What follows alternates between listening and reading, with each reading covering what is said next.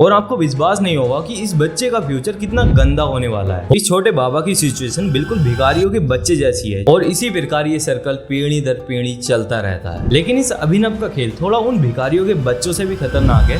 वो कैसे, हम कुछ साइकोलॉजिस्ट के अनुसार समझेंगे। उस बच्चे की सोचने की क्षमता खत्म हो जाएगी और उसका फ्यूचर आगे चल के बर्बाद हो जाएगा। हार्लो का एक्सपेरिमेंट ये भी दिखाता है कि अगर किसी और हो सकता है किसी टाइम पर वो अपने बेटे को भी खो दें, तो उसको लगने लगता है मैं तो बाबा हूँ। लेकिन जाने से पहले मैं आपको एक इम्पोर्टेंट मैसेज देना चाहता हूँ। दोस्तों, आज के केस को हम थोड़े अलग डायरेक्शन में देखेंगे। हालांकि बहुत से यूट्यूबर्स ने इस छोटे बाबा पर पहले से ही वीडियो बनाई हुई है और अभी फिलहाल में तो सभी यूट्यूबर्स इसको एक्सपोज करने में तुले हैं, क्योंकि अभी एक वीडियो वायरल हुई है रामभद्राचार्य जी की, जिसमें वो इस छोटे बाबा को स्टेज से उतारने के लिए कह रहे हैं।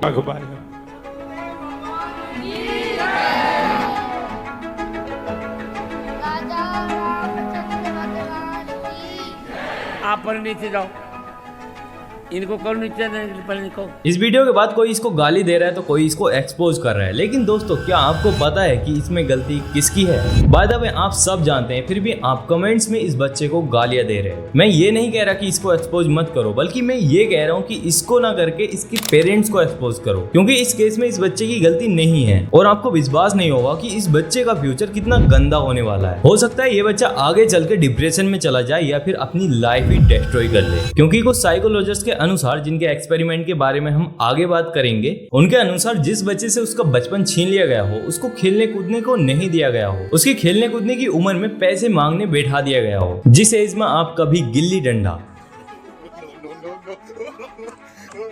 कभी छुपन छुपाई, कभी कंचे, कभी लट्टू, कभी पकड़म पकड़ाई तो कभी सांप सीढ़ी, कभी अंताक्षरी तो कभी चोर सिपाही खेलते थे।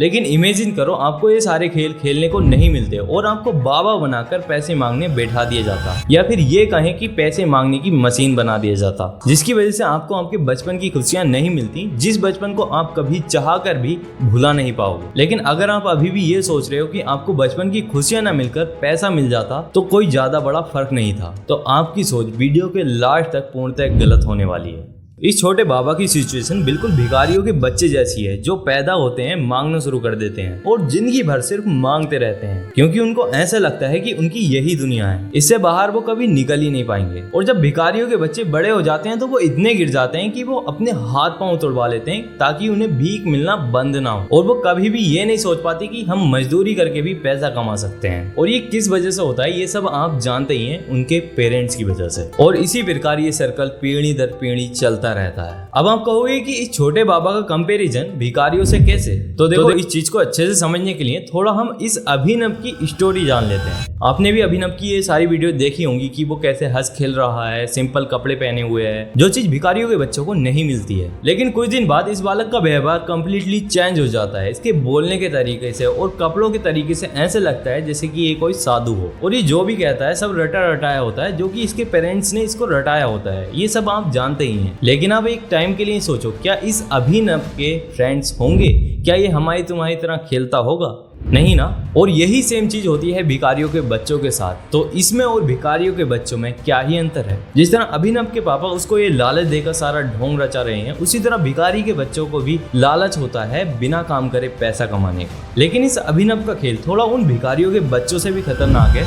वो कैसे, हम कुछ साइकोलॉजिस्ट के अनुसार समझेंगे। विलियम मैक्सिमिलियन वुंड, जिनको एक्सपेरिमेंटल साइकोलॉजी का फादर कहा जाता है, अगर इनकी थ्योरी देखें तो मैक्सिमिलियन कहते हैं कि अगर एक बच्चे को नॉर्मल एक्सपीरियंसेस जैसे खेलना, दोस्त बनाना या बिना डर के जीवन जीने का अनुभव नहीं मिलता है, तो उसका मानसिक संतुलन असामान्य हो जाता है। उसके इमोशंस बिल्कुल खत्म हो जाते हैं, मोस्टली धर्म जैसी चीजों में, जहाँ पर उसको विश्वास करना होता है। लेकिन उसको बचपन से ही सिखाया जाता है कि किस तरीके से आपको दिखावा करना है, झूठ बोलना है, ये सारी गलत बातें वो सीख जाता है। मैक्सिमिलियन की थ्योरी में लिखा है कि हमारी भावना और सेल्फ कॉन्सेप्ट का निर्माण हमारे अनुभवों से होता है, तो ये उसकी सेल्फ स्टीम और सेल्फ वर्थ को प्रभावित कर सकता है। उसमें नेगेटिव सेल्फ कॉन्सेप्ट विकसित हो जाता जाता है जहाँ वो अपने आप को आवश्यक या काबिल नहीं समझेगा। ये स्थिति उसमें एंजाइटी, डिप्रेशन या अग्रेशन का कारण बन सकती है, जिसकी वजह से वो बच्चा एक दिन अपनी लाइफ भी खत्म कर सकता है। अगर आपको अभी भी विश्वास नहीं हो रहा है कि फर्क नहीं पड़ता कि उसको बचपन की खुशी मिली या नहीं मिली, या कितनी ट्रोलिंग या कितनी गालियां उसको मिल रही हैं, ऐसा नहीं है दोस्तों। अभिनव के पापा उसके साथ बहुत गलत कर रहे हैं, क्योंकि सबसे पहले एक बच्चे को कंफर्ट चाहिए होता है, तभी वो सेटल हो पाता है। हैरी हार्लो एक अमेरिकन साइकोलॉजिस्ट थे जिन्होंने 1950 में एक एक्सपेरिमेंट किया था, जिसमें उन्होंने बंदरों को उनकी माता से अलग रखा था। सभी को अलग अलग कमरे में बंद करके उन्हें दो दो माँ दी गई थी, एक जो सॉफ्ट कपड़े से बनी थी जो कंफर्ट और संवेदना का प्रतीक थी, और एक जो वायर से बनी थी पर दूध देती थी जो उसको जिंदा रहने में हेल्प करेगी। लेकिन एक दो दिन में उन्होंने नोटिस किया कि बंदरों को जब भूख लगती तो वो वायर वाली माँ के पास जाकर सिर्फ थोड़ा सा दूध पीते, ना कि पेट भरकर, और कपड़े वाली माँ के पास जाकर बैठ जाते। कुछ देर बैठने के बाद इधर उधर देखते और फिर से वायर वाली माँ के पास दूध पीने जाते और फिर कपड़े वाली माँ के पास आकर बैठ जाते, और ये प्रोसेस इसी तरह चलता रहता था और बंदर अधिक समय कपड़े वाली माँ के पास बिताते थे। इसके बाद हैरी हार्लो ने बंदर को डराने के लिए एक मशीन बनाई जो कि बहुत खतरनाक आवाज करती थी, और बंदर डरे भी, लेकिन उन्होंने हमेशा डर कर क्लॉथ वाली माँ के पास जाना पसंद किया। भले ही वायर वाली माँ उन्हें खाना दे रही थी, लेकिन बंदर फिर भी क्लॉथ वाली माँ के पास जाना पसंद कर रहे थे। ये एक्सपेरिमेंट दिखाता है कि किसी बच्चे के लिए कंफर्ट, प्यार और सुरक्षा कितनी ज्यादा जरूरी है। अगर हम इस छोटे फ्रॉड बाबा की कहानी देखें तो हमें ये समझ में आता है, जैसे ही हार्लो के मंकीज को इमोशनल कंफर्ट चाहिए था, वैसे ही इस बच्चे को प्यार, सुरक्षा, खेलने कूदने की जरूरत है, पॉजिटिव चीजें सुनने की जरूरत है। और यहाँ ये बच्चा बाबा बनकर लोगों के सामने प्रदर्शन कर रहा है, पैसा कमा रहा है और साथ में ट्रोलिंग भी झेल रहा है, और थोड़ी बहुत ट्रोलिंग नहीं, बहुत ज्यादा, जो कि उसको नहीं उसके पेरेंट्स को झेलनी चाहिए। मैं कहता हूँ उसको पेरेंट्स को एक बार नहीं 10 बार एक्सपोज करो। उसकी इमोशनल नीड्स पूरी होने के बजाय उस पर दबाव डाला जा रहा है पैसा कमाने का। इस तरह के सिनेरियो में साइकोलॉजिस्ट के अनुसार उस बच्चे की सोचने की क्षमता खत्म हो जाएगी और उसका फ्यूचर आगे चल के बर्बाद हो जाएगा। हार्लो का एक्सपेरिमेंट ये भी दिखाता है कि अगर किसी बच्चे को इमोशनल कंफर्ट नहीं मिलता है तो उसका असर इस बच्चे की मानसिक संतुलन को बिगाड़ सकता है। ये सिर्फ एक सोशल या मोरल प्रॉब्लम नहीं है, बल्कि ये एक साइकोलॉजिकल प्रॉब्लम भी है, और ये शायद इसके माँ बाप को अभी दिखाई नहीं देगी, लेकिन अगर इन्होंने ये ढोंग रचना नहीं छोड़ा तो ये प्रॉब्लम वो जल्द ही फेस करने वाले हैं, और हो सकता है किसी टाइम पर वो अपने बेटे को भी खो दें। लेकिन यहाँ पर एक सवाल ये भी आता है कि ऐसा हो क्यों रहा है? हर कोई बाबा ही बनता जा रहा है, कोई बोतल वाला बाबा, ऊपर आ सकते हैं, अभी चेक कर रहा हूँ, तो कोई पंखे वाला बाबा,